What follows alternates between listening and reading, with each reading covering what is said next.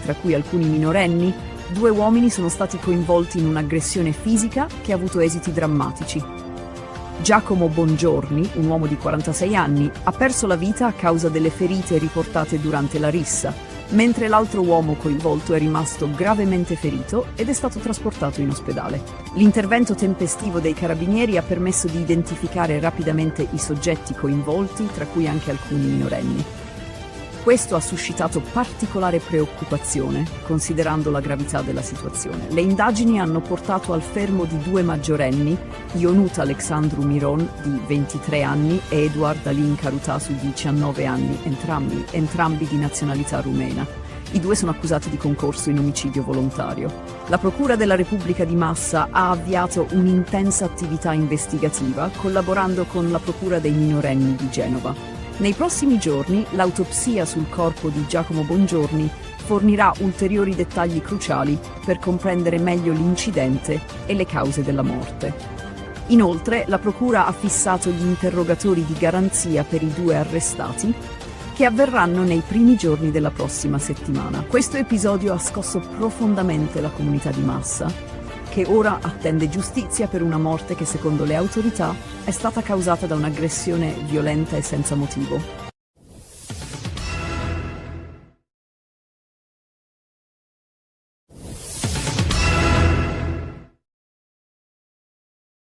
Donald Trump ha criticato duramente la premier italiana Giorgia Meloni, accusandola di non supportare adeguatamente gli Stati Uniti, specialmente riguardo alla guerra in Iran e al programma nucleare iraniano. Durante un'intervista, Trump ha dichiarato di essere scioccato dalla sua posizione, dicendo che Meloni non vuole aiutarli a fermare l'Iran. Le sue critiche non si sono fermate qui. Ha anche attaccato Papa Leone Capodice, accusandolo di non comprendere la gravità della situazione in Iran. Le parole di Trump hanno suscitato forti reazioni in Italia, con la politica italiana divisa. Elly Schlein, segretaria del Partito Democratico, ha condannato l'attacco, sostenendo che l'Italia è un paese sovrano. Il ministro degli esteri Antonio Tajani ha difeso la posizione di Meloni, sottolineando che l'Italia resterà un alleato sincero dell'Occidente, ma con rispetto reciproco. Matteo Renzi ha criticato la leadership di Meloni, accusandola di non aver gestito bene la questione dei migranti e dell'energia, mentre Carlo Calenda di Azione ha lodato Meloni per aver risposto con coraggio a Trump. Le dichiarazioni di Trump mettono in discussione le relazioni future tra Italia e Stati Uniti, ma il governo italiano ha ribadito il suo impegno nelle alleanze internazionali.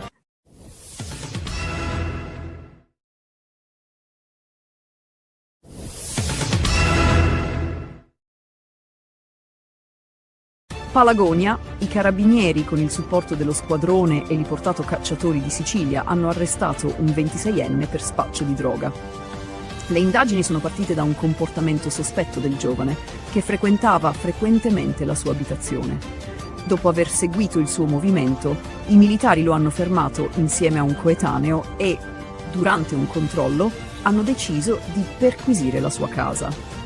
All'interno hanno trovato 30 grammi di marijuana, dosi già pronte per la vendita, hashish e bilancini di precisione. Ma la sorpresa più grande è stata una cassaforte, nella quale, dopo l'intervento dei vigili del fuoco, sono stati rinvenuti 12 grammi di cocaina e 7 grammi di crack.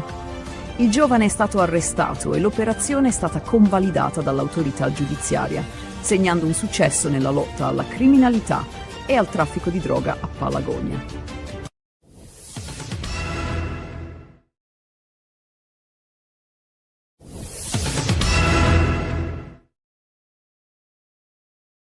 Un ragazzo di 17 anni di Sant'Egidio alla Vibrata è stato arrestato per aver diffuso materiale estremistico sulla violenza. Le indagini, partite dalla Procura dei minorenni di L'Aquila, hanno portato alla perquisizione della sua casa, dove sono stati trovati dispositivi informatici contenenti materiale neonazista, suprematista e terrorista, inclusi manuali per realizzare armi con stampanti 3D. Il giovane possedeva una stampante 3D e aveva intenzione di costruire pistole semiautomatiche.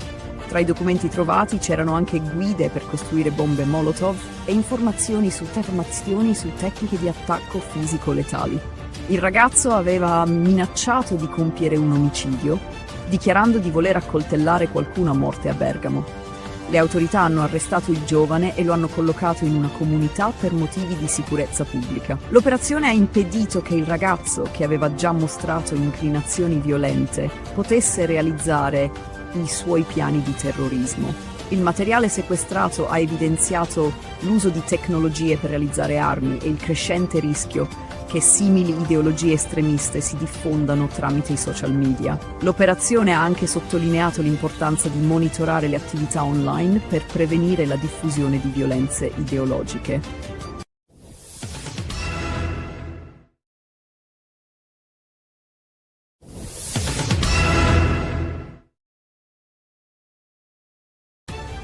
Il sito di prenotazioni Booking.com è stato recentemente vittima di un attacco hacker che ha messo a rischio i dati personali di alcuni utenti.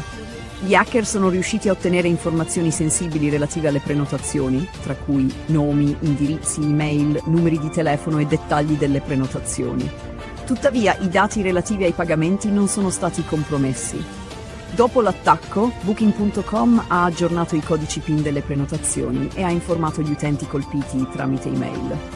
L'attacco ha anche creato il rischio di phishing con alcuni utenti che hanno ricevuto messaggi sospetti via email e WhatsApp, cercando di ottenere ulteriori informazioni personali.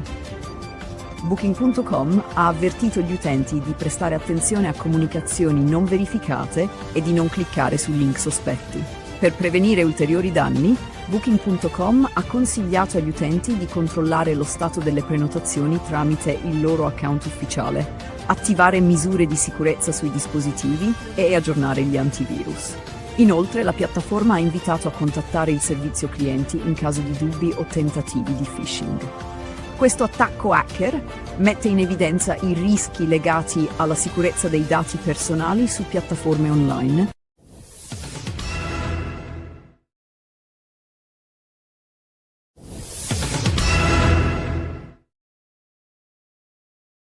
Un tragico omicidio ha scosso la città di Foggia nella serata del 13 aprile 2026, quando Annibale Carta, noto personal trainer di 42 anni, è stato ucciso a colpi di pistola mentre passeggiava con il suo cane nel quartiere vicino allo stadio Zaccheria.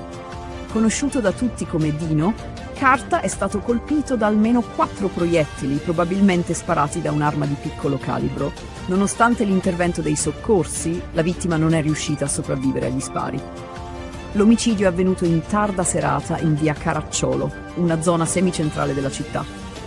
Secondo le prime ricostruzioni, Carta era uscito di casa per portare a spasso il suo cane quando è stato raggiunto dai colpi. I residenti della zona, allarmati dai rumori degli spari, sono rimasti sconvolti. Molti descrivono la vittima come una persona tranquilla e rispettata nella comunità. Una bravissima persona.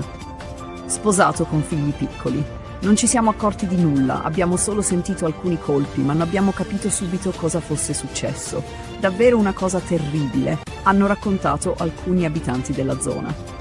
Annibale Carta era molto conosciuto per il suo lavoro come personal trainer, aiutando molte persone a migliorare la loro condizione fisica.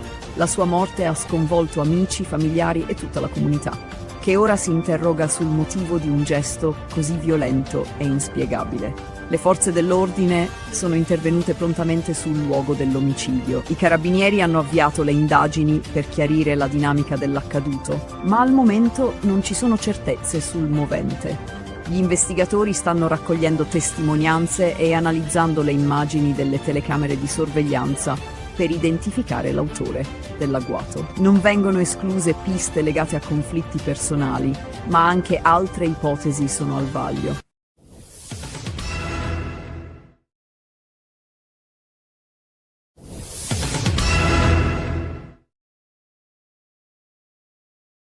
Un tragico episodio ha sconvolto la città di Siverek, nel sud-est della Turchia, quando un ex studente della scuola professionale tecnica Ahmet Koyuncu ha aperto il fuoco all'interno dell'istituto, ferendo 16 persone, tra cui studenti, insegnanti e altri membri del personale.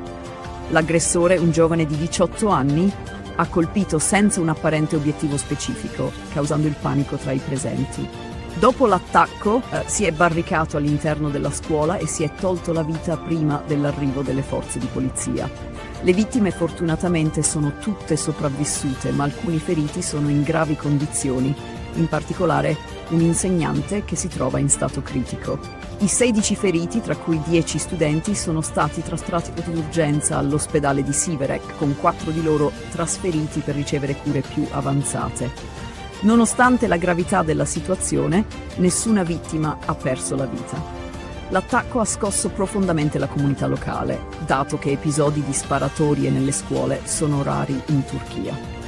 Le forze di polizia, unitamente alle unità speciali, sono intervenute tempestivamente per evacuare gli studenti e il personale scolastico, evitando ulteriori tragedie. Tuttavia, il movente dietro questa violenza rimane sconosciuto. Le autorità hanno avviato un'indagine approfondita per comprendere le cause di questo gesto, anche se si ipotizza che l'aggressore fosse in uno stato di crescente instabilità emotiva e sociale.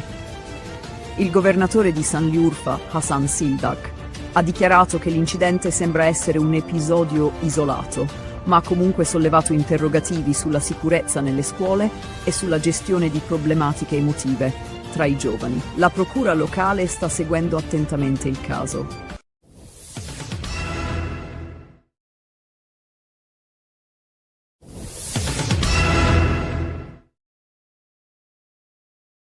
Il conflitto tra Stati Uniti e Iran ha raggiunto nuove vette di tensione con l'annuncio del blocco navale imposto dagli Stati Uniti nello stretto di Hormuz, una delle rotte marittime più strategiche al mondo.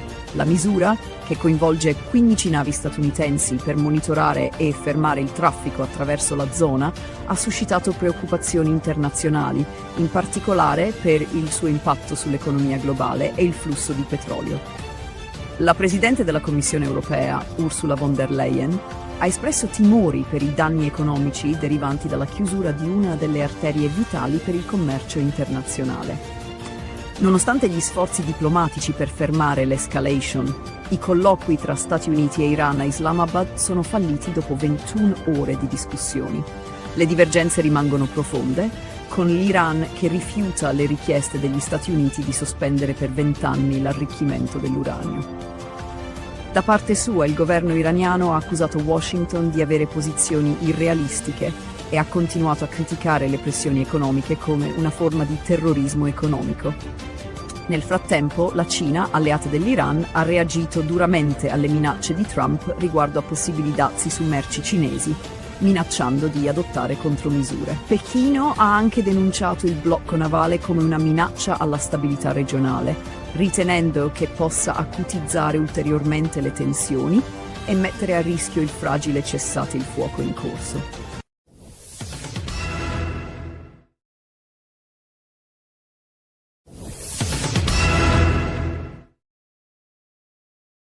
La Lombardia si prepara a diventare un punto di riferimento internazionale per il downhill e l'e-bike nel 2026, con eventi di grande rilevanza che vedranno protagonisti Aprica, Bormio e Madesimo. La regione ospiterà le tappe degli internazionali d'Italia downhill e la World Cup e-bike, consolidando la sua posizione nel panorama del turismo sportivo di montagna.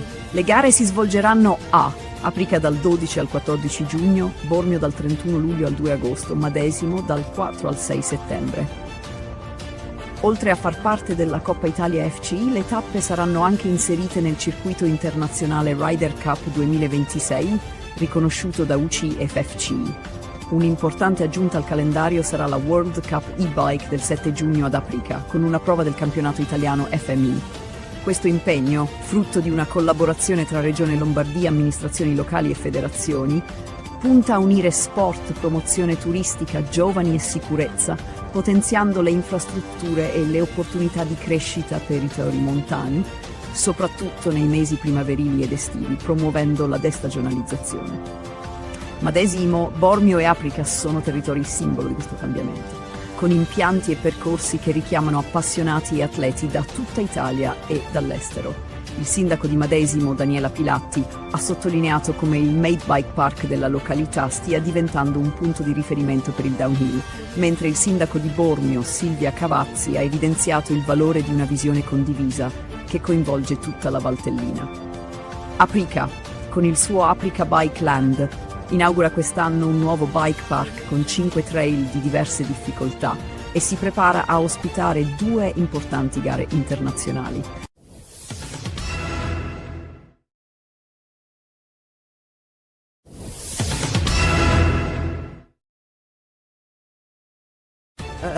L'11 aprile 2026 un tragico errore ha segnato un raid aereo delle forze armate nigeriane contro il mercato di gialli Fucimiram nel nord-est della Nigeria, che ha causato la morte di almeno 100 civili, tra cui numerosi bambini. L'operazione era destinata a colpire i ribelli jihadisti, tra cui i membri di Boko Haram, ma ha finito per colpire un mercato affollato, dove molti civili erano impegnati nelle loro attività quotidiane. Le stime locali parlano di oltre 200 vittime, ma il numero esatto non è ancora stato confermato. Amnesty International ha condannato fermamente l'uso sconsiderato della forza letale, sottolineando che l'attacco rappresenta una violazione dei diritti umani poiché colpisce indiscriminatamente i civili. L'organizzazione ha chiesto un'indagine indipendente per chiarire le circostanze dell'incidente e migliorare il coordinamento nelle operazioni militari. Le testimonianze parlano di bambini tra le vittime, aumentando la gravità dell'incidente e suscitando indignazione internazionale. L'esercito nigeriano ha difeso l'operazione, dichiarando che l'attacco era mirato a colpire un rifugio jihadista utilizzato dai membri di Boko Haram per raccogliere fondi. Nonostante le giustificazioni, il numero elevato di vittime civili e i danni collaterali sollevano dubbi sulla modalità di conduzione delle operazioni. La Nigeria è da anni alle prese con l'insurrezione jihadista di Boko Haram, che controlla ampie aree nel nord-est del paese. Le forze armate nigeriane hanno spesso eseguito raid aerei per combattere i gruppi terroristici, ma questi attacchi sono difficili da pianificare in un territorio dove i ribelli si nascondono tra la popolazione civile. L'incidente ha suscitato reazioni forti, con la comunità internazionale che esercita pressioni affinché vengano adottate misure per evitare ulteriori tragedie. La necessità di un approccio più mirato e accurato nelle operazioni contro i gruppi jihadisti è urgente per prevenire altre perdite di vite innocenti e per ricostruire la fiducia della popolazione nelle forze armate nigeriane.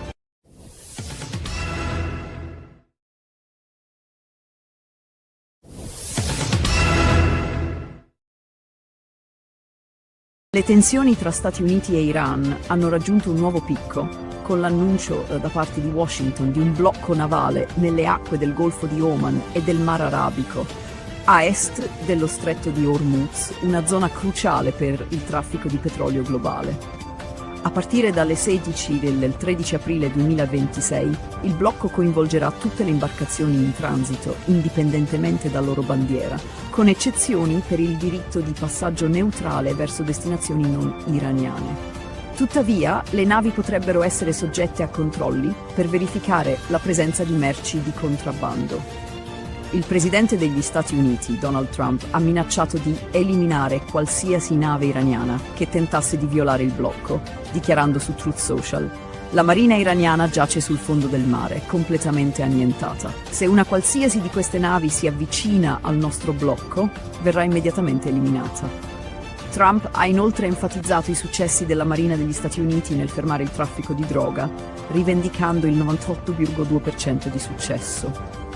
Il blocco navale è accompagnato da un avvertimento che prevede l'intercettazione, il dirottamento o il sequestro di navi che violino le restrizioni, con eccezioni per le spedizioni umanitarie come alimenti e forniture mediche, che dovranno essere ispezionate ma non bloccate. Le dichiarazioni di Trump hanno inasprito ulteriormente le tensioni, con l'amministrazione statunitense che ha aperto la possibilità di opzioni militari più drastiche in caso di fallimento dei negoziati. Non voglio farlo, ma si tratta delle loro risorse idriche, dei loro impianti di desalinizzazione, delle loro centrali elettriche che sono molto facili da colpire, ha dichiarato il presidente, suggerendo che l'Iran potrebbe essere vulnerabile a colpi mirati. Nel frattempo, i negoziati tra Stati Uniti e Iran a Islamabad sono falliti, con il ministro degli esteri iraniano Abbas Araghchi che ha attribuito la colpa alla posizione massimalista degli Stati Uniti, che ha modificato costantemente le proprie richieste.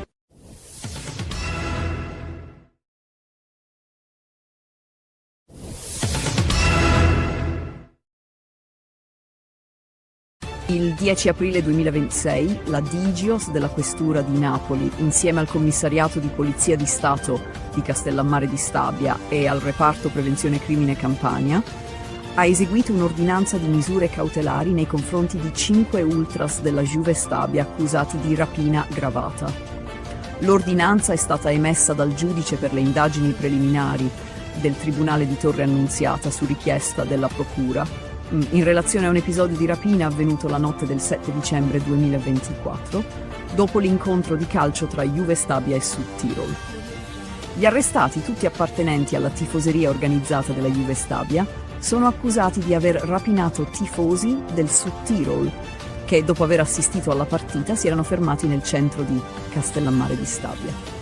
I 5 destinatari delle misure cautelari sono stati sottoposti al divieto di dimora nel comune di Castellammare di Stabia, con 2 di loro sottoposti anche all'obbligo di presentazione alla polizia giudiziaria. Le indagini hanno rivelato che gli ultras, utilizzando mazze di legno, hanno creato un serio pericolo per la sicurezza pubblica nei pressi dello stadio. Durante le perquisizioni sono stati sequestrati oggetti rapinati, sciarpe, felpe e vessilli, presso i domicili di altri 6 indagati, accusati di ricettazione. Inoltre è stato emesso un provvedimento di DIASPO nei confronti di alcuni degli indagati con obbligo di presentazione alla polizia giudiziaria. Gli sviluppi delle indagini hanno anche portato alla scoperta che gli indagati avevano postato su Facebook, tramite 2 pagine legate agli ultras della Juve Stabia, le foto dei trofei rapinati, trattandoli come un simbolo di vittoria.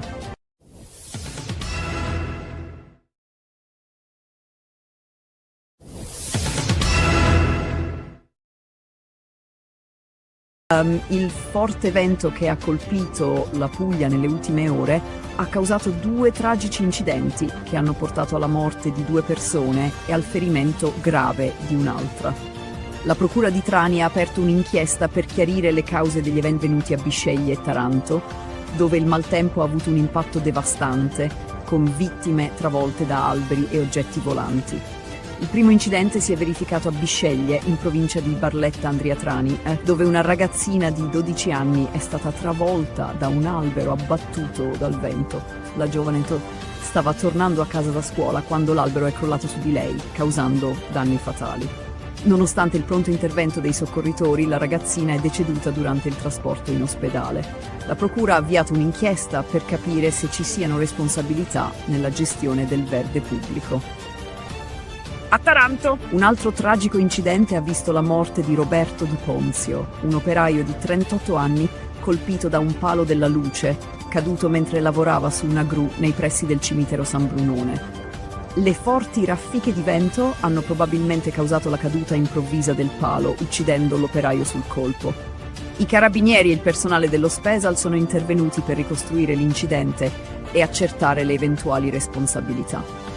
In un altro episodio, a Margherita di Savoia, un operaio di 64 anni è rimasto gravemente ferito mentre lavorava in un'azienda agricola. L'uomo è stato colpito da cassoni di frutta che sono caduti a causa delle raffiche di vento. Trasportato d'urgenza in ospedale, ha riportato un trauma cranico e una frattura cervicale. Le indagini sono in corso.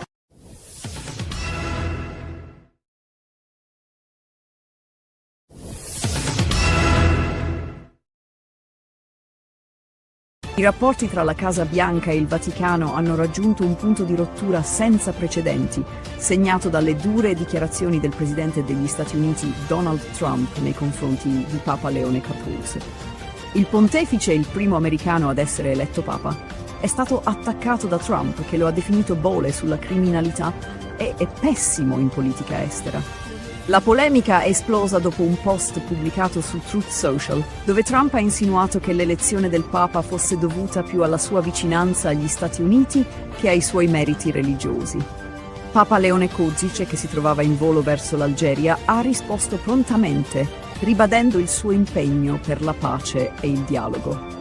In un'intervista ha dichiarato di non temere l'amministrazione Trump e di non voler entrare in un dibattito politico, sottolineando che il suo compito è parlare del Vangelo e promuovere la pace. Non sono un politico, ha affermato, esortando i leader mondiali a riflettere sulle sofferenze causate dalla guerra e a perseguire la riconciliazione.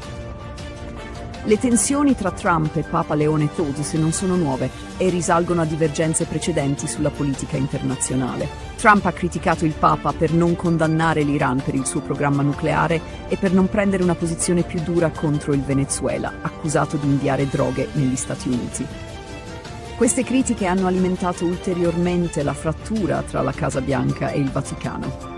Il durissimo attacco di Trump ha suscitato reazioni anche da parte di altri leader religiosi e politici. I vescovi americani hanno definito le parole di Trump denigratorie, ribadendo che il Papa non è un avversario politico, ma un messaggero di pace. L'arcivescovo Paul S. Coakley ha difeso il pontefice, sottolineando che il suo ruolo è quello di promuovere la verità del Vangelo e la cura delle anime, non di essere una controparte politica.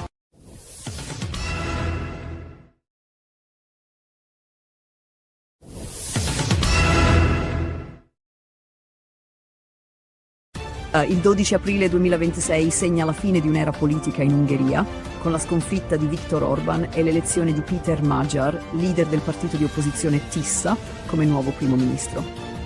La vittoria di Magyar, sancita da un'affluenza record alle urne, con oltre il 77% di partecipazione, segna la fine dei 16 anni di governo di Orban, che aveva dominato la politica ungherese con politiche autoritarie e un rapporto controverso con l'Unione Europea. Magyar ha ottenuto una supermaggioranza, conquistando 138 seggi su 199, il che gli permette di modificare la Costituzione e introdurre un nuovo corso politico. Orban, che aveva guidato il paese in un periodo di crescente isolamento internazionale, ha ammesso la sconfitta, definendo il risultato chiaro e doloroso. Nonostante le critiche per le sue politiche autoritarie, ha promesso di continuare a servire l'Ungheria dall'opposizione. La sua sconfitta non segna solo la fine di un ciclo politico interno, ma anche una svolta nelle dinamiche geopolitiche dell'Ungheria, con il nuovo governo che si propone di rafforzare i legami con l'Unione Europea e la NATO, sbloccando fondi cruciali per il paese.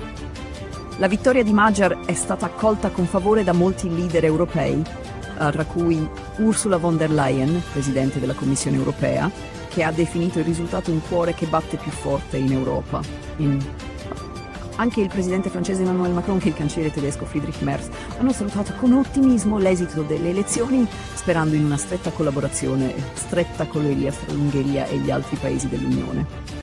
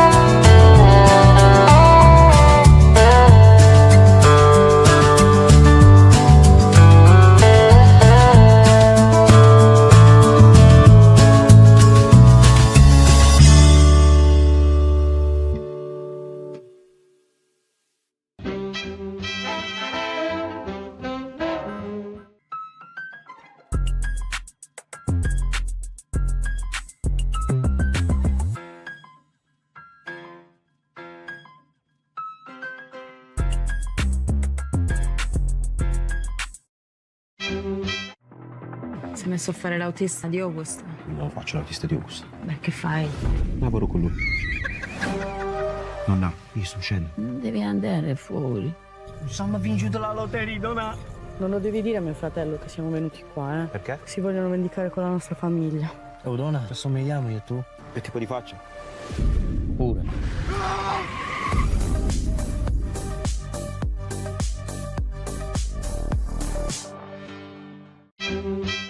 Pensate a cosa amate del vostro partner. È bellissima, divertente e ha una risata fantastica. Mi piace il fatto che sia premuroso, comprensivo, molto aperto. Zendaya e Robert Pattinson in una commedia romantica unica e imprevedibile. Cos'è successo? C'è solo un po' di dramma. Conosci davvero chi ami? AM e Charlie. The Drama, un segreto e per sempre, dall'1 aprile al cinema. Il dio dell'amore fa dei giri lunghi, Sai quello che fa innamorare, che scocca le frecce. a volte incomprensibili. Sono incinta. Bello. Sei sicuro che è tuo? Dobbiamo smettere di vederci. Chi? Io e te. Anche io ci stavo conoscendo. Poi è successo questo miracolo. Il dio dell'amore. Dal 26 marzo al cinema. Quando vuoi siamo pronti, Michael. Sa cosa voglio? Essere la star più grande al mondo. Tu hai una luce molto speciale. Credo che la musica possa cambiare il mondo.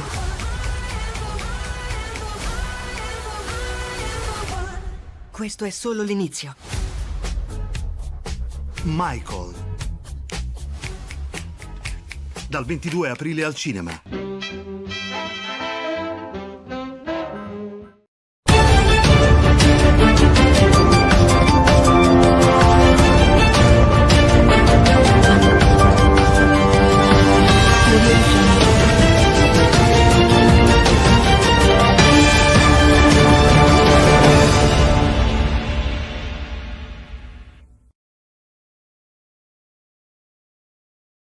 Donald Trump ha lanciato un duro attacco alla premier italiana Giorgia Meloni, accusandola di non supportare adeguatamente gli Stati Uniti, in particolare riguardo alla guerra in Iran e alle questioni nucleari. In un'intervista, Trump ha definito scioccante la posizione di Meloni, accusandola di non voler contribuire a fermare l'Iran e di non essere di supporto nella lotta contro il programma nucleare iraniano. La critica ha scatenato forti reazioni politiche in Italia, con l'opposizione che ha preso le difese della premier, mentre alcuni esponenti del governo, come Antonio Tajani, hanno sottolineato l'importanza di mantenere l'unità dell'Occidente, ma con rispetto reciproco. Le accuse di Trump non si sono limitate alla Meloni, ma hanno coinvolto anche Papa Leone, accusato di non comprendere la gravità della situazione in Iran. Le parole del presidente americano hanno sollevato un dibattito interno, con Matteo Renzi che ha criticato la leadership della Meloni, mentre Carlo Calenda ha difeso la premier, lodando la sua fermezza nel rispondere a Trump. Il 13 aprile 2026, la città di Foggia è stata scossa da un tragico omicidio. Annibale Carta, un personal trainer di 42 anni noto come Dino, è stato ucciso a colpi di pistola mentre passeggiava con il suo cane nei pressi dello stadio Zaccheria. L'uomo, incensurato e rispettato nella sua comunità, è stato raggiunto da almeno 4 proiettili sparati probabilmente da un'arma di piccolo calibro. Nonostante i soccorsi immediati, Carta è morto sul posto. Il quartiere, sconvolto dall'accaduto, ha descritto Carta come una persona tranquilla, amato per la sua disponibilità e passione per il lavoro nel fitness. Le indagini sono in corso, con i carabinieri che stanno analizzando testimonianze e telecamere di sorveglianza per identificare l'autore dell'omicidio. La famiglia e la comunità sono profondamente colpite dalla perdita, e si spera che la giustizia faccia il suo corso.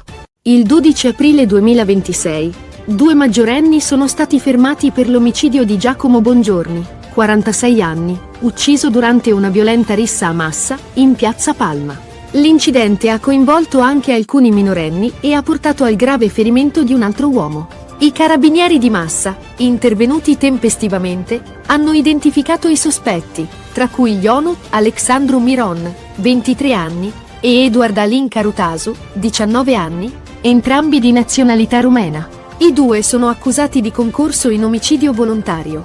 Le indagini, coordinate con la Procura dei minorenni di Genova, stanno cercando di ricostruire la dinamica dell'incidente. L'autopsia su Bongiorni è prevista nei prossimi giorni e gli interrogatori di garanzia per i sospetti saranno fissati per la prossima settimana. Un giovane di 17 anni, residente a Sant'Egidio alla Vibrata, è stato arrestato per propaganda e istigazione alla delinquenza. L'operazione ha portato al sequestro di dispositivi informatici contenenti materiale estremista, tra cui manuali su come realizzare armi con stampanti 3D. Il ragazzo aveva anche documenti su suprematismo razziale. terrorismo e tecniche per costruire bombe Molotov. Inoltre, è emerso che il giovane promuoveva pratiche sataniche e aveva minacciato di compiere atti violenti, inclusi omicidi, in chat su Telegram. Le indagini hanno rivelato la pericolosità crescente del giovane, che stava pianificando atti terroristici. Le forze dell'ordine, grazie all'intervento tempestivo, hanno evitato gravi conseguenze, mentre continuano a monitorare il fenomeno del terrorismo online. Booking.com ha confermato di essere stata vittima di un attacco hacker che ha messo a rischio i dati personali di alcuni dei suoi utenti. L'attacco ha consentito a terze parti non autorizzate di accedere a informazioni sensibili relative a prenotazioni, inclusi nomi, indirizzi email, numeri di telefono e dettagli delle prenotazioni. Fortunatamente, i dati finanziari degli utenti non sono stati compromessi. In risposta all'incidente, la compagnia ha aggiornato i codici PIN delle prenotazioni e ha informato gli utenti tramite email. Booking.com ha avvertito inoltre i suoi utenti del rischio di phishing, in quanto alcuni hanno segnalato la ricezione di messaggi sospetti che cercavano di ottenere ulteriori informazioni personali. La piattaforma ha consigliato di controllare lo stato delle prenotazioni tramite l'account ufficiale e di adottare misure di sicurezza sui dispositivi. L'attacco sottolinea i rischi legati alla protezione dei dati personali online e la necessità di prestare attenzione a eventuali comunicazioni sospette.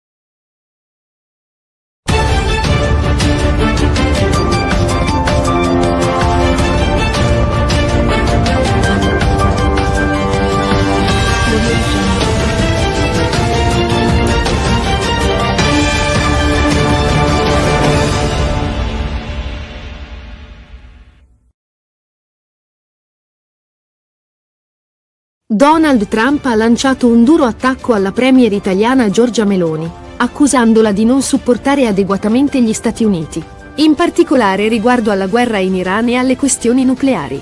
In un'intervista, Trump ha definito scioccante la posizione di Meloni, accusandola di non voler contribuire a fermare l'Iran e di non essere di supporto nella lotta contro il programma nucleare iraniano. La critica ha scatenato forti reazioni politiche in Italia, con l'opposizione che ha preso le difese della premier, mentre alcuni esponenti del governo, come Antonio Tajani, hanno sottolineato l'importanza di mantenere l'unità dell'Occidente, ma con rispetto reciproco. Le accuse di Trump non si sono limitate alla Meloni, ma hanno coinvolto anche Papa Leone, accusato di non comprendere la gravità della situazione in Iran. Le parole del presidente americano hanno sollevato un dibattito interno, con Matteo Renzi che ha criticato la leadership della Meloni, mentre Carlo Calenda ha difeso la premier, lodando la sua fermezza nel rispondere a Trump. Il 13 aprile 2026, la città di Foggia è stata scossa da un tragico omicidio. Annibale Carta, un personal trainer di 42 anni noto come Dino, è stato ucciso a colpi di pistola mentre passeggiava con il suo cane nei pressi dello stadio Zaccheria. L'uomo, incensurato e rispettato nella sua comunità, è stato raggiunto da almeno 4 proiettili sparati probabilmente da un'arma di piccolo calibro. Nonostante i soccorsi immediati, Carta è morto sul posto. Il quartiere, sconvolto dall'accaduto, ha descritto Carta come una persona tranquilla, amato per la sua disponibilità e passione per il lavoro nel fitness. Le indagini sono in corso, con i carabinieri che stanno analizzando testimonianze e telecamere di sorveglianza per identificare l'autore dell'omicidio. La famiglia e la comunità sono profondamente colpite dalla perdita, e si spera che la giustizia faccia il suo corso. Il 12 aprile 2026, 2 maggiorenni sono stati fermati per l'omicidio di Giacomo Bongiorni, 46 anni, ucciso durante una violenta rissa a Massa, in piazza Palma. L'incidente ha coinvolto anche alcuni minorenni e ha portato al grave ferimento di un altro uomo. I carabinieri di Massa, intervenuti tempestivamente, hanno identificato i sospetti, tra cui Ionut Alexandru Miron, 23 anni, e Eduard Alin Carutasu, 19 anni, entrambi di nazionalità rumena. I due sono accusati di concorso in omicidio volontario. Le indagini, coordinate con la Procura dei minorenni di Genova, stanno cercando di ricostruire la dinamica dell'incidente. L'autopsia su Bongiorni è prevista nei prossimi giorni e gli interrogatori di garanzia per i sospetti saranno fissati per la prossima settimana. Un giovane di 17 anni, residente a Sant'Egidio alla Vibrata, è stato arrestato per propaganda e istigazione alla delinquenza. L'operazione ha portato al sequestro di dispositivi informatici contenenti materiale estremista, tra cui manuali su come realizzare armi con stampanti 3D. Il ragazzo aveva anche documenti su suprematismo razziale, terrorismo e tecniche per costruire bombe Molotov. Inoltre, è emerso che il giovane promuoveva pratiche sataniche e aveva minacciato di compiere atti violenti, inclusi omicidi, in chat su Telegram. Le indagini hanno rivelato la pericolosità crescente del giovane, che stava pianificando atti terroristici. Le forze dell'ordine, grazie all'intervento tempestivo, hanno evitato gravi conseguenze, mentre continuano a monitorare il fenomeno del terrorismo online. Booking.com ha confermato di essere stata vittima di un attacco hacker che ha messo a rischio i dati personali di alcuni dei suoi utenti. L'attacco ha consentito a terze parti non autorizzate di accedere a informazioni sensibili relative a prenotazioni, inclusi nomi, indirizzi email, numeri di telefono e dettagli delle prenotazioni. Fortunatamente, i dati finanziari degli utenti non sono stati compromessi. In risposta all'incidente, la compagnia ha aggiornato i codici PIN delle prenotazioni e ha informato gli utenti tramite email. Booking.com ha avvertito inoltre i suoi utenti del rischio di phishing, in quanto alcuni hanno segnalato la ricezione di messaggi sospetti che cercavano di ottenere ulteriori informazioni personali. La piattaforma ha consigliato di controllare lo stato delle prenotazioni tramite l'account ufficiale e di adottare misure di sicurezza sui dispositivi. L'attacco sottolinea i rischi legati alla protezione dei dati personali online e la necessità di prestare attenzione a eventuali comunicazioni sospette.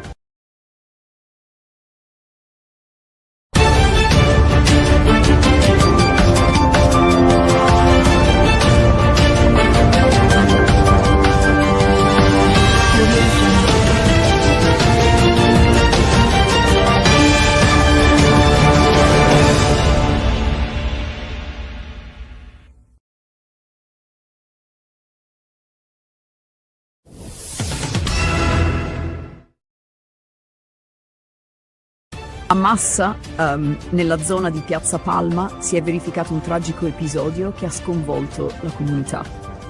Durante una violenta rissa tra un gruppo di giovani, tra cui alcuni minorenni, 2 uomini sono stati coinvolti in un'aggressione fisica che ha avuto esiti drammatici. Giacomo Bongiorni, un uomo di 46 anni, ha perso la vita a causa delle ferite riportate durante la rissa, mentre l'altro uomo coinvolto è rimasto gravemente ferito ed è stato trasportato in ospedale. L'intervento tempestivo dei carabinieri ha permesso di identificare rapidamente i soggetti coinvolti, tra cui anche alcuni minorenni. Questo ha suscitato particolare preoccupazione, considerando la gravità della situazione. Le indagini hanno portato al fermo di 2 maggiorenni, Ionut Alexandru Miron, di 23 anni, e Eduard Alin Carutasu, di 19 anni, entrambi di nazionalità rumena. I 2 sono accusati di concorso in omicidio volontario. La Procura della Repubblica di Massa ha avviato un'intensa attività investigativa, collaborando con la Procura dei minorenni di Genova. Nei prossimi giorni, l'autopsia sul corpo di Giacomo Bongiorni fornirà ulteriori dettagli cruciali per comprendere meglio l'incidente e le cause della morte. Inoltre, la Procura ha fissato gli interrogatori di garanzia per i 2 arrestati, che avverranno nei primi giorni della prossima settimana. Questo episodio ha scosso profondamente la comunità di Massa, che ora attende giustizia per una morte che, secondo le autorità, è stata causata da un'aggressione violenta e senza motivo.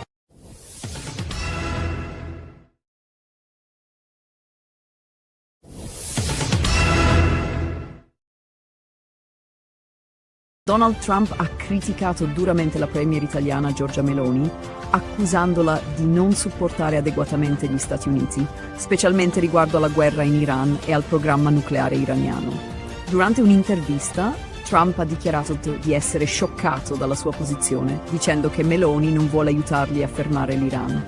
Le sue critiche non si sono fermate qui. Ha anche attaccato Papa Leone Capodice. accusandolo di non comprendere la gravità della situazione in Iran.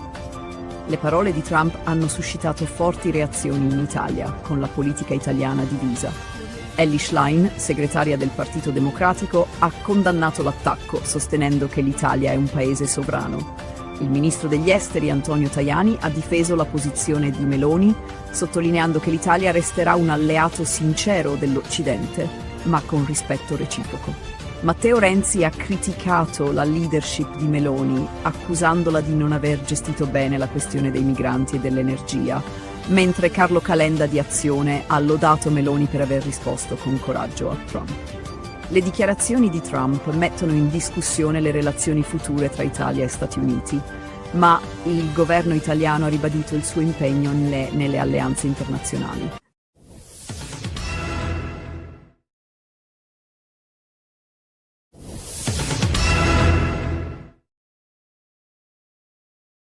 Palagonia, i carabinieri con il supporto dello squadrone eliportato cacciatori di Sicilia hanno arrestato un 26enne per spaccio di droga. Le indagini sono partite da un comportamento sospetto del giovane, che frequentava frequentemente la sua abitazione. Dopo aver seguito il suo movimento, i militari lo hanno fermato insieme a un coetaneo e, durante un controllo, hanno deciso di perquisire la sua casa. All'interno hanno trovato 30 grammi di marijuana, dosi già pronte per la vendita, hashish e bilancini di precisione. Ma la sorpresa più grande è stata una cassaforte, nella quale, dopo l'intervento dei vigili del fuoco, sono stati rinvenuti 12 grammi di cocaina e 7 grammi di crack. Il giovane è stato arrestato e l'operazione è stata convalidata dall'autorità giudiziaria, segnando un successo nella lotta alla criminalità e al traffico di droga a Palagonia.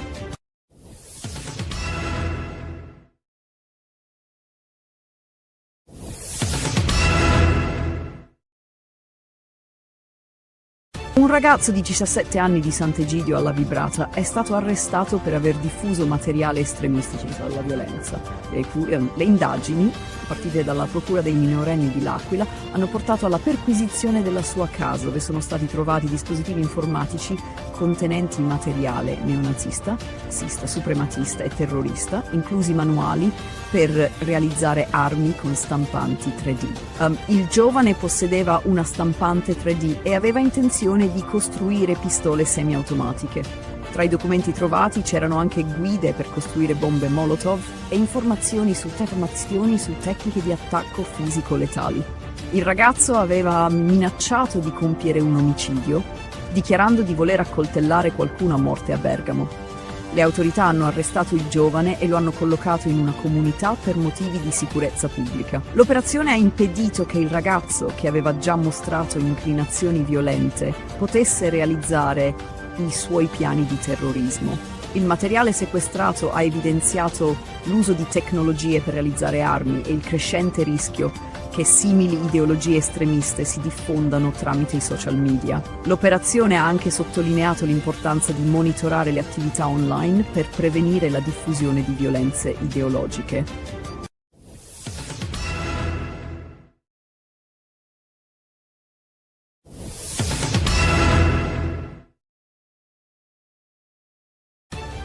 Il sito di prenotazioni Booking.com è stato recentemente vittima di un attacco hacker che ha messo a rischio i dati personali di alcuni utenti. Gli hacker sono riusciti a ottenere informazioni sensibili relative alle prenotazioni, tra cui nomi, indirizzi, email, numeri di telefono e dettagli delle prenotazioni. Tuttavia, i dati relativi ai pagamenti non sono stati compromessi. Dopo l'attacco, Booking.com ha aggiornato i codici PIN delle prenotazioni e ha informato gli utenti colpiti tramite email. L'attacco ha anche creato il rischio di phishing con alcuni utenti che hanno ricevuto messaggi sospetti via email e WhatsApp, cercando di ottenere ulteriori informazioni personali. Booking.com ha avvertito gli utenti di prestare attenzione a comunicazioni non verificate e di non cliccare su link sospetti. Per prevenire ulteriori danni, Booking.com ha consigliato agli utenti di controllare lo stato delle prenotazioni tramite il loro account ufficiale, attivare misure di sicurezza sui dispositivi e aggiornare gli antivirus. Inoltre, la piattaforma ha invitato a contattare il servizio clienti in caso di dubbi o tentativi di phishing. Questo attacco hacker mette in evidenza i rischi legati alla sicurezza dei dati personali su piattaforme online.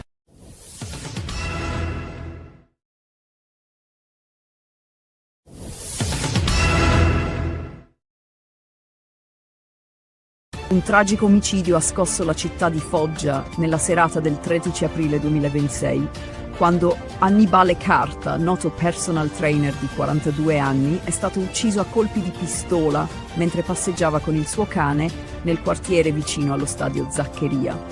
Conosciuto da tutti come Dino, Carta è stato colpito da almeno 4 proiettili, probabilmente sparati da un'arma di piccolo calibro. Nonostante l'intervento dei soccorsi, la vittima non è riuscita a sopravvivere agli spari. L'omicidio è avvenuto in tarda serata in via Caracciolo, una zona semicentrale della città.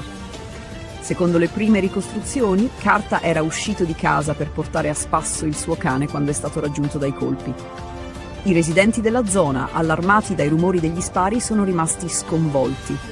Molti descrivono la vittima come una persona tranquilla e rispettata nella comunità. Una bravissima persona. Sposato con figli piccoli. Non ci siamo accorti di nulla, abbiamo solo sentito alcuni colpi, ma non abbiamo capito subito cosa fosse successo. Davvero una cosa terribile, hanno raccontato alcuni abitanti della zona. Annibale Carta era molto conosciuto per il suo lavoro come personal trainer, aiutando molte persone a migliorare la loro condizione fisica. La sua morte ha sconvolto amici, familiari e tutta la comunità, che ora si interroga sul motivo di un gesto così violento e inspiegabile. Le forze dell'ordine sono intervenute prontamente sul luogo dell'omicidio. I carabinieri hanno avviato le indagini per chiarire la dinamica dell'accaduto, ma al momento non ci sono certezze sul movente. Gli investigatori stanno raccogliendo testimonianze e analizzando le immagini delle telecamere di sorveglianza per identificare l'autore dell'agguato. Non vengono escluse piste legate a conflitti personali, ma anche altre ipotesi sono al vaglio.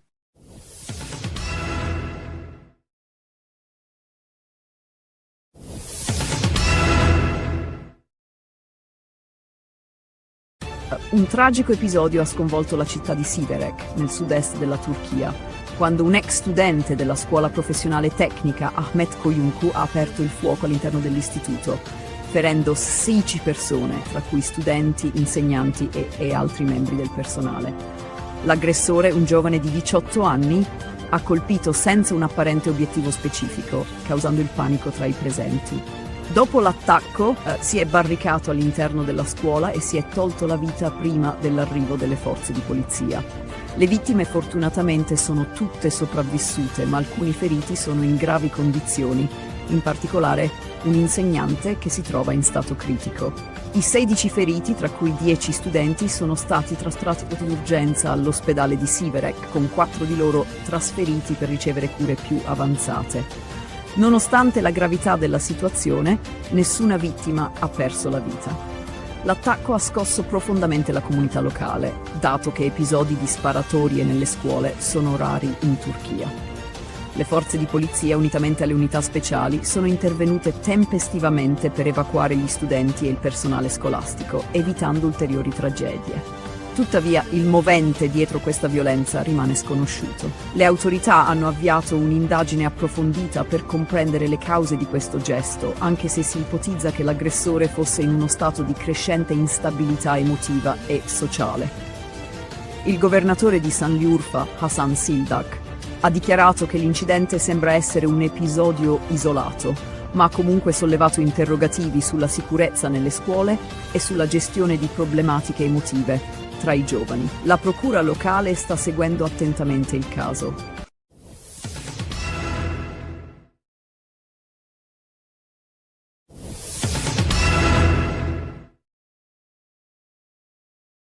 Il conflitto tra Stati Uniti e Iran ha raggiunto nuove vette di tensione con l'annuncio del blocco navale imposto dagli Stati Uniti nello stretto di Hormuz, una delle rotte marittime più strategiche al mondo.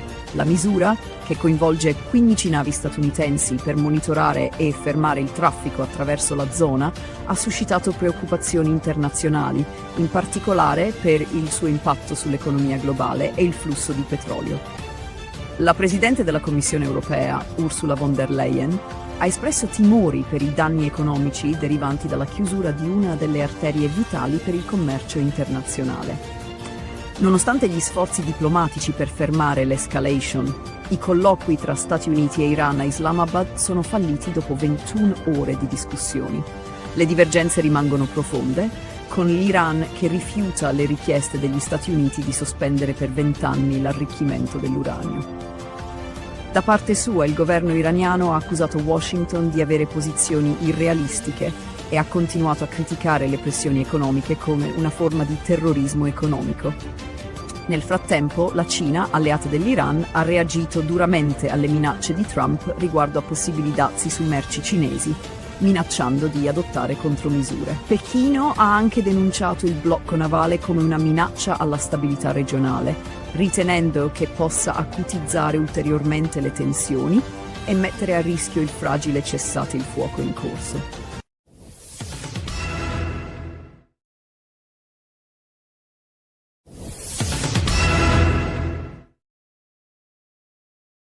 La Lombardia si prepara a diventare un punto di riferimento internazionale per il downhill e l'e-bike nel 2026, con eventi di grande rilevanza che vedranno protagonisti Aprica, Bormio e Madesimo. La regione ospiterà le tappe degli internazionali d'Italia downhill e la World Cup e-bike, consolidando la sua posizione nel panorama del turismo sportivo di montagna. Le gare si svolgeranno a Aprica dal 12 al 14 giugno, Bormio dal 31 luglio al 2 agosto, Madesimo dal 4 al 6 settembre. Oltre a far parte della Coppa Italia FCI, le tappe saranno anche inserite nel circuito internazionale Ryder Cup 2026, riconosciuto da UCI e FFCI. Un'importante aggiunta al calendario sarà la World Cup e-bike del 7 giugno ad Aprica, con una prova del campionato italiano FMI. Questo impegno, frutto di una collaborazione tra Regione Lombardia, amministrazioni locali e federazioni, punta a unire sport, promozione turistica, giovani e sicurezza, potenziando le infrastrutture e le opportunità di crescita per i territori montani, soprattutto nei mesi primaverili ed estivi, promuovendo la destagionalizzazione. Madesimo, Bormio e Aprica sono territori simbolo di questo cambiamento, con impianti e percorsi che richiamano appassionati e atleti da tutta Italia e dall'estero. Il sindaco di Madesimo, Daniela Pilatti, ha sottolineato come il Made Bike Park della località stia diventando un punto di riferimento per il downhill, mentre il sindaco di Bormio, Silvia Cavazzi, ha evidenziato il valore di una visione condivisa che coinvolge tutta la Valtellina. Aprica, con il suo Aprica Bike Land, inaugura quest'anno un nuovo bike park con 5 trail di diverse difficoltà e si prepara a ospitare 2 importanti gare internazionali.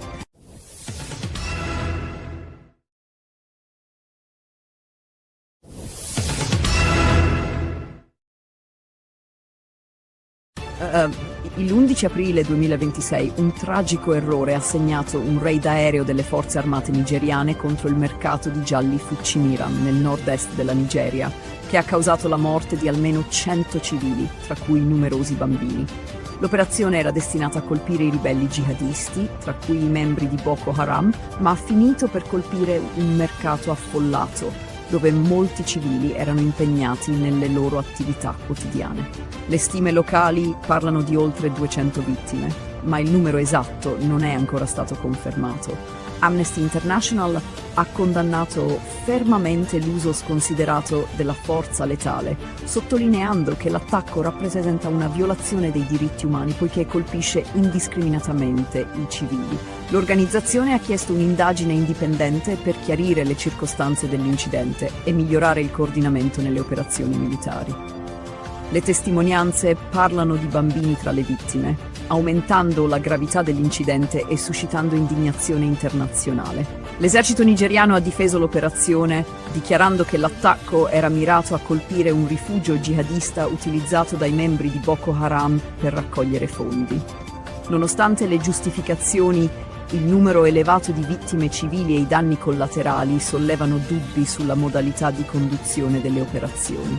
La Nigeria è da anni alle prese con l'insurrezione jihadista di Boko Haram, che controlla ampie aree nel nord-est del paese. Le forze armate nigeriane hanno spesso eseguito raid aerei per combattere i gruppi terroristici, Ma questi attacchi sono difficili da pianificare in un territorio dove i ribelli si nascondono tra la popolazione civile.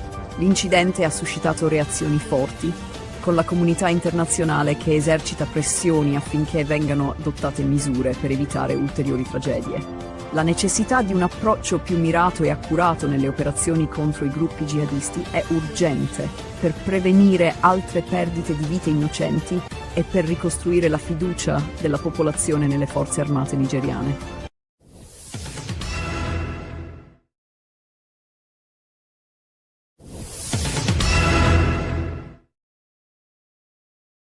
Le tensioni tra Stati Uniti e Iran hanno raggiunto un nuovo picco con l'annuncio da parte di Washington di un blocco navale nelle acque del Golfo di Oman e del Mar Arabico, a est dello Stretto di Hormuz, una zona cruciale per il traffico di petrolio globale.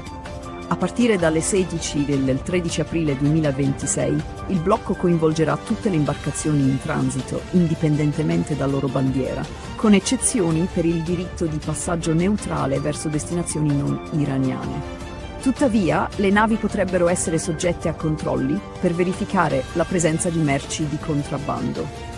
Il presidente degli Stati Uniti, Donald Trump, ha minacciato di eliminare qualsiasi nave iraniana che tentasse di violare il blocco, dichiarando su Truth Social: "La marina iraniana giace sul fondo del mare, completamente annientata. Se una qualsiasi di queste navi si avvicina al nostro blocco, verrà immediatamente eliminata."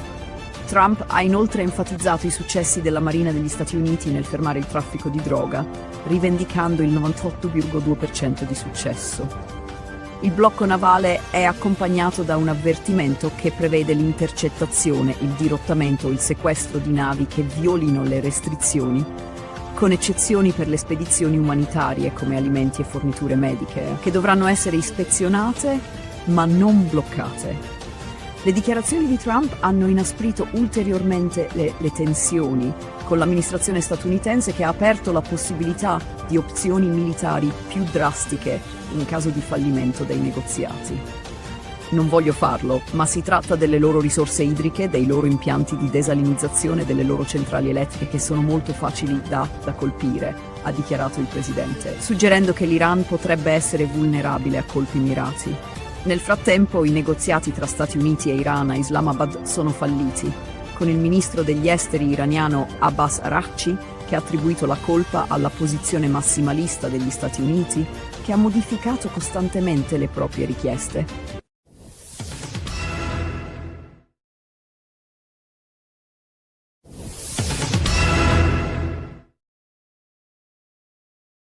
Il 10 aprile 2026, la Digios della Questura di Napoli, insieme al Commissariato di Polizia di Stato di Castellammare di Stabia e al Reparto Prevenzione Crimine Campania, ha eseguito un'ordinanza di misure cautelari nei confronti di 5 ultras della Juve Stabia accusati di rapina aggravata. L'ordinanza è stata emessa dal giudice per le indagini preliminari del Tribunale di Torre Annunziata su richiesta della Procura, in relazione a un episodio di rapina avvenuto la notte del 7 dicembre 2024, dopo l'incontro di calcio tra Juve Stabia e Sud Tirol. Gli arrestati, tutti appartenenti alla tifoseria organizzata della Juve Stabia, sono accusati di aver rapinato tifosi del Sud Tirol, che dopo aver assistito alla partita si erano fermati nel centro di Castellammare di Stabia. I 5 destinatari delle misure cautelari sono stati sottoposti al divieto di dimora nel comune di Castellammare di Stabia, con 2 di loro sottoposti anche all'obbligo di presentazione alla polizia giudiziaria. Le indagini hanno rivelato che gli ultras, utilizzando mazze di legno, hanno creato un serio pericolo per la sicurezza pubblica nei pressi dello stadio.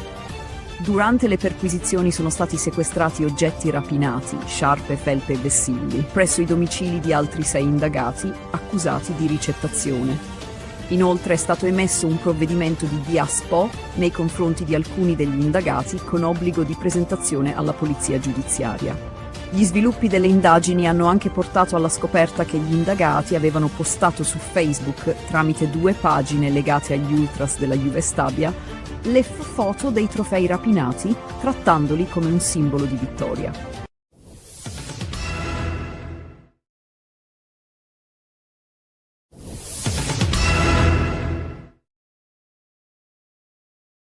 Il forte vento che ha colpito la Puglia nelle ultime ore ha causato 2 tragici incidenti che hanno portato alla morte di 2 persone e al ferimento grave di un'altra. La Procura di Trani ha aperto un'inchiesta per chiarire le cause degli eventi venuti a Bisceglie e Taranto, dove il maltempo ha avuto un impatto devastante, con vittime travolte da alberi e oggetti volanti. Il primo incidente si è verificato a Bisceglie, in provincia di Barletta Andria Trani, dove una ragazzina di 12 anni è stata travolta da un albero abbattuto dal vento. La giovane stava tornando a casa da scuola quando l'albero è crollato su di lei, causando danni fatali. Nonostante il pronto intervento dei soccorritori, la ragazzina è deceduta durante il trasporto in ospedale.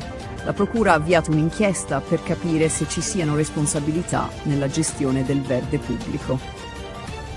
A Taranto, un altro tragico incidente ha visto la morte di Roberto Di Ponzio, un operaio di 38 anni colpito da un palo della luce, caduto mentre lavorava su una gru nei pressi del cimitero San Brunone.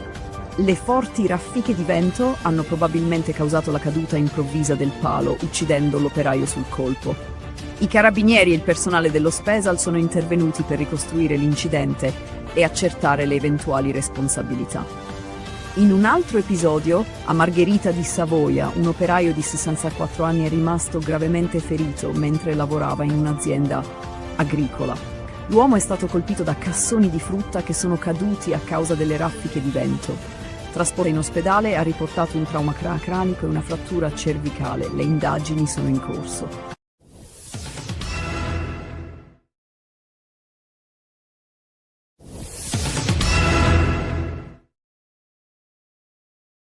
I rapporti tra la Casa Bianca e il Vaticano hanno raggiunto un punto di rottura senza precedenti, segnato dalle dure dichiarazioni del presidente degli Stati Uniti Donald Trump nei confronti di Papa Leone XIV. Il pontefice, il primo americano ad essere eletto Papa, è stato attaccato da Trump, che lo ha definito bole sulla criminalità e è pessimo in politica estera. La polemica è esplosa dopo un post pubblicato su Truth Social, dove Trump ha insinuato che l'elezione del Papa fosse dovuta più alla sua vicinanza agli Stati Uniti che ai suoi meriti religiosi. Papa Leone XIV, che si trovava in volo verso l'Algeria, ha risposto prontamente, ribadendo il suo impegno per la pace e il dialogo. In un'intervista ha dichiarato di non temere l'amministrazione Trump e di non voler entrare in un dibattito politico, sottolineando che il suo compito è parlare del Vangelo e promuovere la pace. Non sono un politico, ha affermato, esortando i leader mondiali a riflettere sulle sofferenze causate dalla guerra e a perseguire la riconciliazione. Le tensioni tra Trump e Papa Leone XII non sono nuove e risalgono a divergenze precedenti sulla politica internazionale. Trump ha criticato il Papa per non condannare l'Iran per il suo programma nucleare e per non prendere una posizione più dura contro il Venezuela, accusato di inviare droghe negli Stati Uniti. Queste critiche hanno alimentato ulteriormente la frattura tra la Casa Bianca e il Vaticano. Il durissimo attacco di Trump ha suscitato reazioni anche da parte di altri leader religiosi e politici. I vescovi americani hanno definito le parole di Trump denigratorie, ribadendo che il Papa non è un avversario politico, ma un messaggero di pace. L'arcivescovo Paul S. Coakley ha difeso il pontefice, sottolineando che il suo ruolo è quello di promuovere la verità del Vangelo e la cura delle anime, non di essere una controparte politica.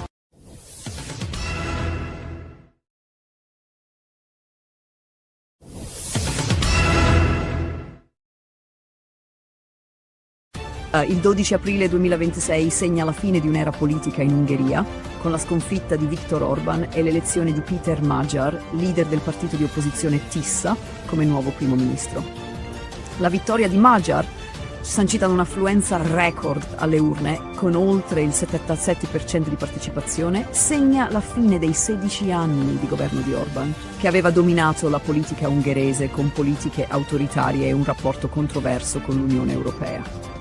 Magyar ha ottenuto una supermaggioranza, conquistando 138 seggi su 199, il che gli permette di modificare la Costituzione e introdurre un nuovo corso politico.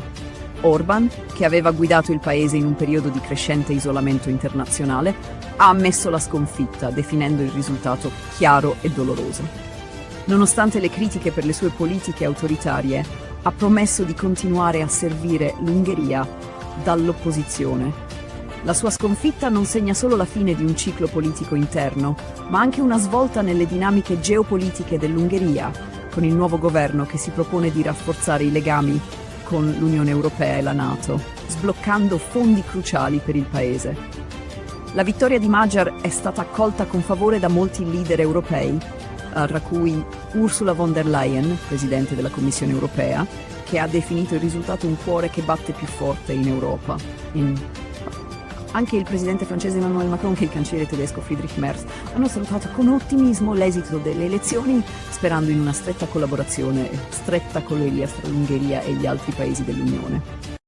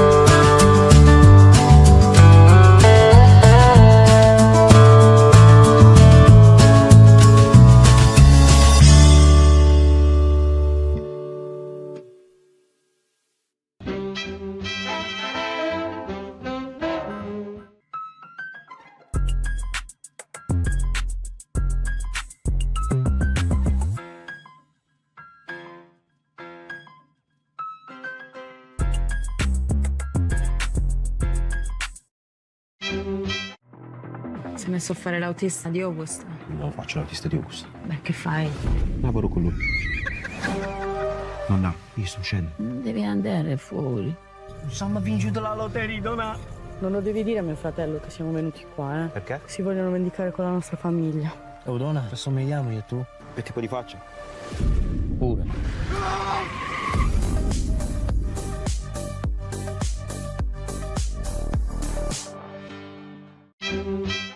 Pensate a cosa amate del vostro partner.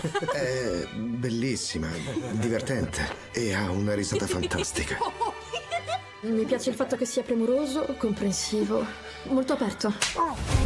Zendaya e Robert Pattinson in una commedia romantica unica e imprevedibile. Cos'è successo? C'è solo un po' di dramma. Conosci davvero chi ami? I.M. e Charlie. The Drama, un segreto e per sempre, dall'1 aprile al cinema. Il dio dell'amore fa dei giri lunghi, Sai quello che fa innamorare, che scocca le frecce. a volte incomprensibili. Sono incinta. Bello. Sei sicuro che è tuo? Dobbiamo smettere di vederci. Chi? Io e te. Anche io e Ada ci stavo conoscendo. Poi è successo questo miracolo. Il dio dell'amore. Dal 26 marzo al cinema. Quando vuoi siamo pronti, Michael. Sa cosa voglio? Essere la star più grande al mondo. Tu hai una luce molto speciale. Credo che la musica possa cambiare il mondo.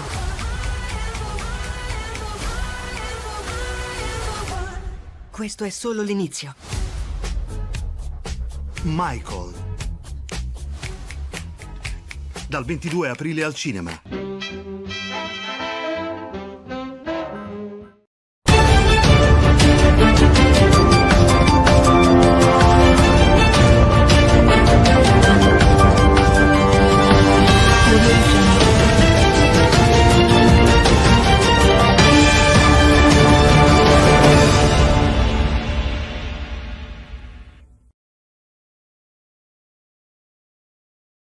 Donald Trump ha lanciato un duro attacco alla premier italiana Giorgia Meloni, accusandola di non supportare adeguatamente gli Stati Uniti. in particolare riguardo alla guerra in Iran e alle questioni nucleari.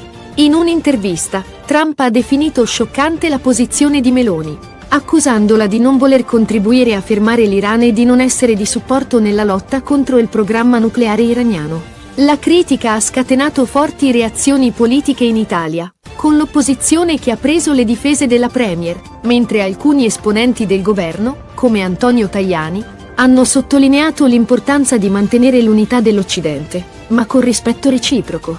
Le accuse di Trump non si sono limitate alla Meloni, ma hanno coinvolto anche Papa Leone, accusato di non comprendere la gravità della situazione in Iran.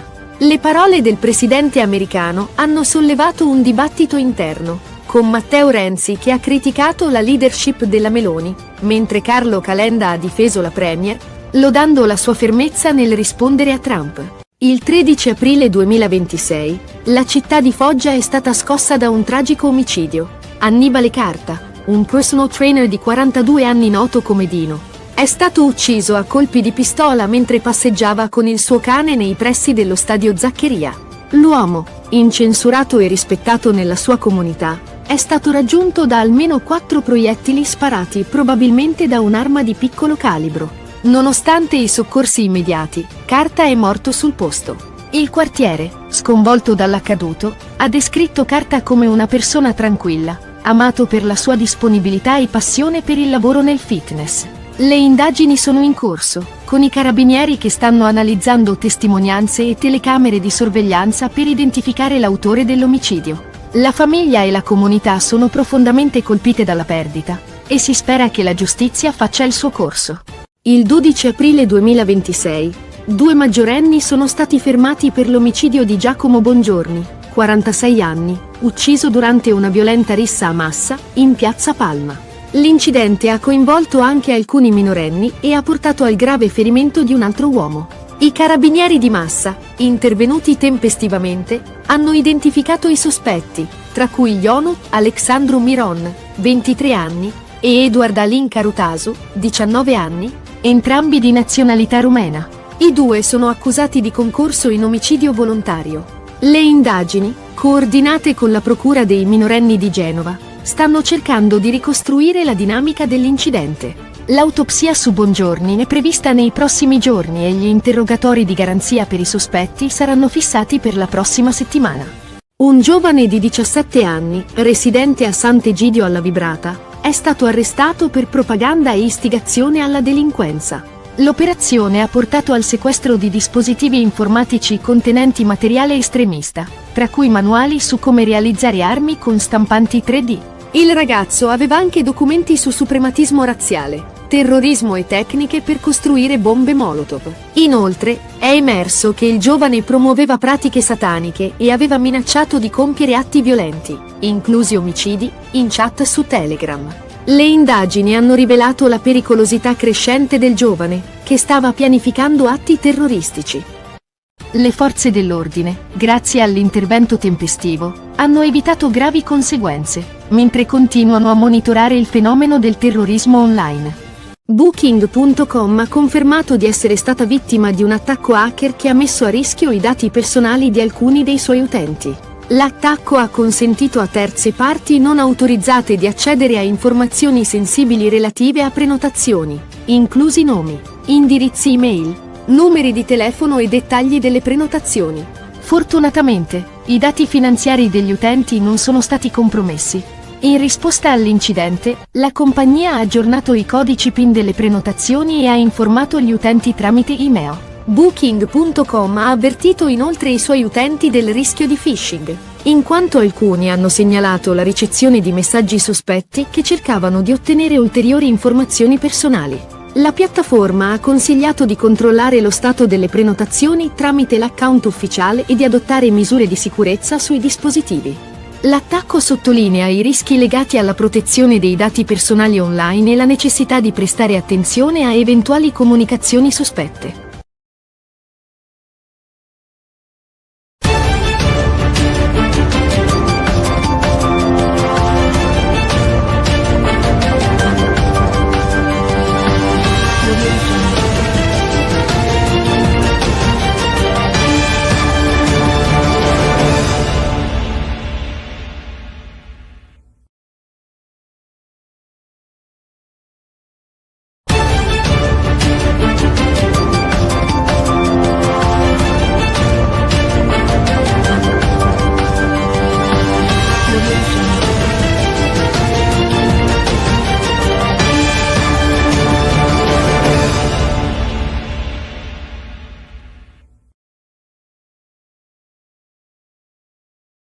Donald Trump ha lanciato un duro attacco alla premier italiana Giorgia Meloni, accusandola di non supportare adeguatamente gli Stati Uniti, in particolare riguardo alla guerra in Iran e alle questioni nucleari.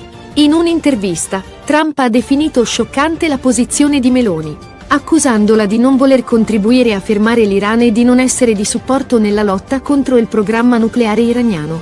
La critica ha scatenato forti reazioni politiche in Italia, con l'opposizione che ha preso le difese della premier, mentre alcuni esponenti del governo, come Antonio Tajani, hanno sottolineato l'importanza di mantenere l'unità dell'Occidente, ma con rispetto reciproco.